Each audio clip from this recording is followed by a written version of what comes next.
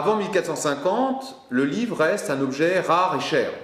L'introduction du papier se fait en Italie au XVe siècle. Celui-ci est moins cher et plus maniable. Cependant, il est méprisé par une clientèle aisée qui préfère le parchemin. Les livres sont recopiés à la main par des moines dans les scriptoriums des monastères. Souvent de belles factures, enrichies d'enluminures splendides, ces ouvrages ne sont cependant pas exempts de tout défaut. Faute de recopiage, adjonction de notes ou de commentaires exogènes, tri des informations par l'Église, soucieuse de contrôler le savoir. L'Église trie les informations, soucieuse de contrôler un savoir de plus en plus dangereux pour la doctrine officielle. La lenteur du recopiage augmente également le prix du livre. Avant 1450, le livre reste donc un ouvrage cher, rare et contrôlé par le clergé.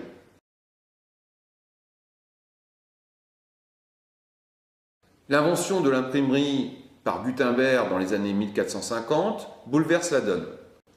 En employant des caractères typographiques en métal, mobiles et réutilisables, l'imprimeur démultiplie sa production. Le papier s'avère être le support idéal pour l'encre d'imprimerie. Le livre est devenu moins coûteux, il conquiert aussi un public plus large par la diversité des formats publiés.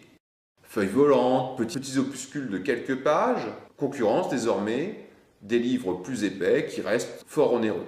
On observe également un élargissement des thématiques abordées. Les ouvrages religieux, même s'ils restent le premier secteur de production, sont vite concurrencés par des ouvrages littéraires classiques, comme l'Iliade ou l'Odyssée, ou des œuvres littéraires contemporaines. On voit également apparaître des œuvres scientifiques, historiques. Les imprimeurs sont des laïcs qui n'hésitent pas à publier des œuvres controversées. L'Église tente bien d'établir une censure en mettant en place l'index qui liste les livres douteux.